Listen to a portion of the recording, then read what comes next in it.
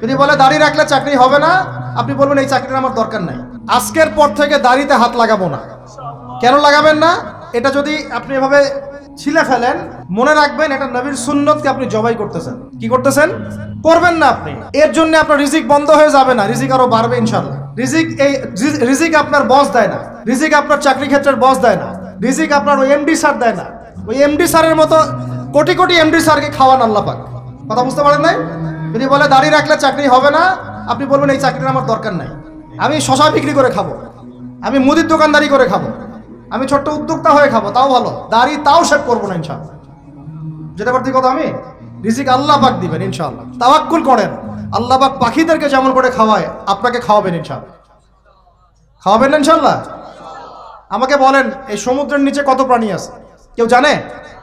আচ্ছা, ওদেরকে ঘুষ খাওয়া লাগে, সুদ খাওয়া লাগে, ওদেরকে আল্লাহ বিরোধী কোনো কাজ করা লাগে? কে রিজিক দেয়? এই জমিনের মধ্যে কত প্রাণী আছে? আমরা বাদ দিয়ে, মানুষকে বাদ দেন, অন্য কত মাখলুক আছে, লাখ লাখ কোটি কোটি আছে না?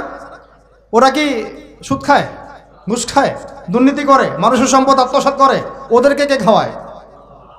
শুধু মানুষ আর জিন, এই দুইটা জাতি আছে যারা নিজেদেরকে মনে করে আমরাই রিজিকের মালিক। নাউজুবিল্লাহ।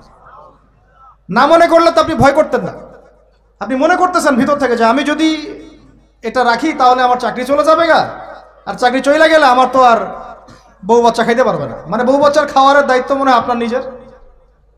মনে করেন আল্লাহ না করুক, কথার কথা, মনে করেন আল্লাহ না করুক যে বাংলাদেশে বড় কিছু হয়ে গেছে, বাংলাদেশ থেকে ধরেন 5 কোটি মানুষ নাই, গায়ে হইতে পারে না? পারে না। ওই যে যারা ওখানে 5 তলা 6 তলায় গিয়েছিল খাবার খাইতে, ওরা কি জানতো যে এরপরে এখানে পুরো মরতে হবে? জানতো? তো হঠাৎ করে আল্লাহর গজব আসতে পারে না? আর গজব ডাকার তো সব পদ্ধতি আমরা এখন অবলম্বন করে ফেলছি। গজব আসে শিরকের কারণে, শিরক দিয়ে ভর্তি হয়ে গেছে। গজব আসে হচ্ছে সুদের কারণে, সুদ দিয়ে ভর্তি হয়ে গেছে। গজব আসে হচ্ছে বেহায়াপনার কারণে, বেলাল্লাপনা, বেহায়াপনা, মানে পর্নোগ্রাফি, জেনা, ব্যভিচার ভর্তি হয় নাই? মেয়েরা ছেলেদের পোশাক পরে হাঁটতেছে রাস্তাঘাটে, ঘুরতেছে না?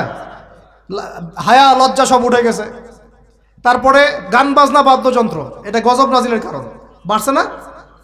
কিছু বলতে গেলে আপনাকে শাসাই দিবে উল্টা, আপনাকে শাসাই দিবে, এরকম একটা অবস্থা। তারপর একটা হচ্ছে গজব নাজিল হওয়ার, সেটা মাপে কম দেওয়া, ওই কমে শুআয়বের মতো মানুষের সম্পদ অন্যায়ভাবে ঠকায় খাইতো। এগুলো আমরা করি না? মানে শিরক, কুফরি, কেবর, অহংকার, জেনা, ব্যভিচার, মদ পান, সুদ, এগুলো আমাদের মধ্যে ছড়াই গেছে না যায় নাই? এমনকি সমকামিতাও তো ছড়ায় নাই? এখন আবার লিঙ্গ পরিবর্তন করে মানুষ ট্রান্সজেন্ডার হইতাছে, ইত্যাদি ইত্যাদি, নাউজুবিল্লাহ। আর আল্লাহ পাকের বিধান, কোরআন বাদ দিয়ে তো তাগুতি বিধান চলতেই আছে না? এগুলোতে আল্লাহ পাকের শাস্তি কত কাছে মনে হয় আপনাদের? যে কোনো সময় আসতে পারে না? ওইটাই বলছিলাম, মনে করেন যে বাংলাদেশের 5 কোটি মানুষ নাই, ভূমিকম্পে ধ্বংস হয়ে গেছে, অথবা মনে করেন গজবে ধ্বংস হয়েছে, অথবা অন্য কিছু, নাউজুবিল্লাহ। আল্লাহ পাক আমাদেরকে মাফ করেন, আমি। এখন ওই 5 কোটি মানুষের পরবর্তী প্রজন্ম, মানে বাল বাচ্চা কাচ্চা যারা আছে, এদের জীবন চক্র থেমে যাবে না চলতে থাকবে? বলেন, পৃথিবীর ঘূর্ণন থেমে যাবে না চলতে থাকবে? সময় থেমে যাবে না চলতে থাকবে? তাহলে আমরা কেন চিন্তা করি যে আমরা ছাড়া আমাদের পরিবার চলবে না? হ্যাঁ, আমরা এই হারাম চাকরি না করলে আমার পরিবার খাইতে পারবে না, আমি সুদ না খাইলে আমার পরিবার চলবে না, আমি সমিতিতে নাম না লেখাইলে আমার বাল বাচ্চার বেতন দিতে পারবো না। কেন চিন্তা করি হবে? আমার কথায় কি যুক্তি আছে না নাই? একটু হলেও তো আছে নাকি? আমরা যদি কেউ না থাকি আমাদের পরিবার চলবে না? চলবে। আমার আব্বা মারা গেছেন, আমার বয়স যখন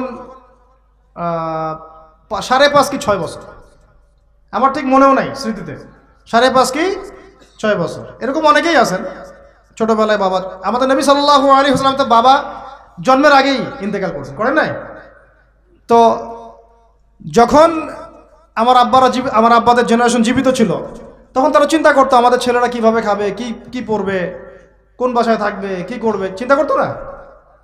এখন যে আমি ধরেন, এটা কত বছর, 2024, 98, 26 বছর থেকে আমি এতিম অবস্থায় আছি। কত বছর? 26 বছর হয়ে গেছে। 26 বছর আমি চলি নাই, খাই নাই, কাপড় পরি নাই, পড়াশোনা করি নাই, আজকে আপনাদের সামনে বসে আছি না? এগুলো কার দেওয়া? তাহলে আমাদের চিন্তাটাকে আগে আল্লাহমুখী করতে হবে। রমজান এই চিন্তাগুলো দেওয়ার জন্যই আসে, যে আল্লাহ কনসিয়াসনেস, তাকওয়া মনের মধ্যে ঢুকানো, যে আল্লাহ আছেন আমার সাথে, আল্লাহ আমাকে দেখছেন, আমার কথা শুনছেন, আমার জীবনের সবগুলো ডিপার্টমেন্ট আমি আল্লাহ ভীতি দিয়ে ঢেলে সাজাবো ইনশাআল্লাহ। তাহলে আল্লাহ পাক বেহিসাব রিজিক দেবেন ইনশাআল্লাহ, বেহিসাব ইনশাআল্লাহ। তো যেটা বলছিলাম, আর দুটা পয়েন্ট বলে শেষ করতেছি ভাই। আমরা যে সাংস্কৃতিক অঙ্গনে যে যখন যাব, এখানে আল্লাহ ভীতির পরিচয় দেওয়া লাগবে। আমি এমন কোনো সংস্কৃতি ফলো করতে পারবো না যেটা আল্লাহর বিরুদ্ধে যায়, রাসূলের বিরুদ্ধে যায়। সবার আগে নিজের চেহারা ঠিক করেন, কাপড় ঠিক করেন, মাথায় টুপি নিয়ে আসেন, পাগড়ি নিয়ে আসেন, ঢিলাঢালা পোশাক পরেন। আমি বলতেছি না যে আপনার শার্ট প্যান্ট পরে নামাজ হবে না ইত্যাদি, এই মাসালা আমি দিতে যাচ্ছি না, এটা অন্য মাসালা, অন্য আলোচনা। কিন্তু আমরা আমাদের নবীর সুন্নত নিয়ে গর্বিত থাকবো ইনশাআল্লাহ। এটা আমার নবীর সুন্নত, আমার নবী মুহাম্মদের সুন্নত সাল্লাল্লাহু আলাইহি ওয়াসাল্লাম, যার হাতে আমি হাউজে কাউসারের পানি খাইতে চাই, যাকে আমি স্বপ্নে একবার দেখতে চাই। দোয়া করি না আমরা এগুলা? যার রওজার সামনে গেলে আমাদের চোখ দিয়ে ধরধর করে পানি পড়তে থাকে, তিনি ওখানে জীবিত না? আমাদের সালামের উত্তর দেন না? সুবহানাল্লাহ। আমরা কি বলবো আসলে, প্রসঙ্গক্রমে কথা চলে আসে। যেই মানে জমিনে নবী সাল্লাল্লাহু আলাইহি ওয়াসাল্লাম শুয়ে আছেন, সাহাবায়ে আজমাইন শুয়ে আছেন, এখন ওইখানে দেখতেছি যে 70টা সিনেমা হল চালু হয়ে গেল। কি একটা অবস্থা! সুবহানাল্লাহ। আল্লাহর ভয় কোথায় কোথায় চলে গেছে। এবং বলিউড, হলিউড সব সিনেমা হচ্ছে, গান বাজনা হচ্ছে, মানুষ দেখতেছে মদের বার ওপেন করা হচ্ছে, মানে পশ্চিমা আদলে ঢেলে সাজাতে যাচ্ছে সবকিছু। হ্যাঁ, আর এগুলোর বিরুদ্ধে দু চারটা লাইন বললে আমাদেরকে বলবে যে আকীদা ঠিক নাই, হ্যাঁ, মানহাজ ঠিক নাই। হ্যাঁ, সুবহানাল্লাহ। তোমাদের মতো দালালি মানহাজের আমাদের দরকারও নাই। যেই মানহাজ তোমাকে সত্য কথা বলতে শিখায় না, ওইটা আবার কিসের মানহাজ? ইবনে তাইমিয়ার নাম ভাঙায় খাচ্ছ তোমরা। আর ইবনে তাইমিয়া রাহিমাহুল্লাহ 5 বার জেল খাটছেন। কয়বার? 4-5 বার জেল খাটছেন। বেচারার তো জিন্দেগি জেলেই চলে গেছে। তার ছাত্র ইবনুল কাইয়্যিম, তার নাম ভাঙায় খাও তোমরা। ইবনুল কাইয়্যিম রাহিমাহুল্লাহ, তার ওস্তাদের যে মহব্বত, তার মহব্বতে তিনি নিজেও জেলে ঢুকে গেছিলেন। সুবহানাল্লাহ। তো সহিহ আকীদা কি? যে আকীদা কোরআন এবং সুন্নাহর আলোকে আপনাকে সত্যি কথা বলতে শেখায়, এটা সহিহ আকীদা। আর যে আকীদা কোরআন এবং সুন্নাহর সত্য কথাগুলো আপনাকে বলতে বাধা দেয়, মুনাফিকদের পক্ষপাতিত্ব করতে শেখায়, ঘুরিয়ে ফিরি ইহুদিদের পক্ষে কথা বলতে শেখায়, ওইসব সহিহ আকীদা শেখারও আমাদের দরকার নেই। ওটা সহিহ ভুল আকীদা। কি আকীদা? সহিহ ভুল। সহিহ, ওটাও সহিহ, কিন্তু ওটা সহিহ ভুল। তো এখন কথা হচ্ছে, আমরা কাউকে আঘাত করতে যাচ্ছি না, কথাটা চলে আসলো। নবীর বিলাদের মধ্যে এগুলো হচ্ছে, এখন আমরা দেখতেছি।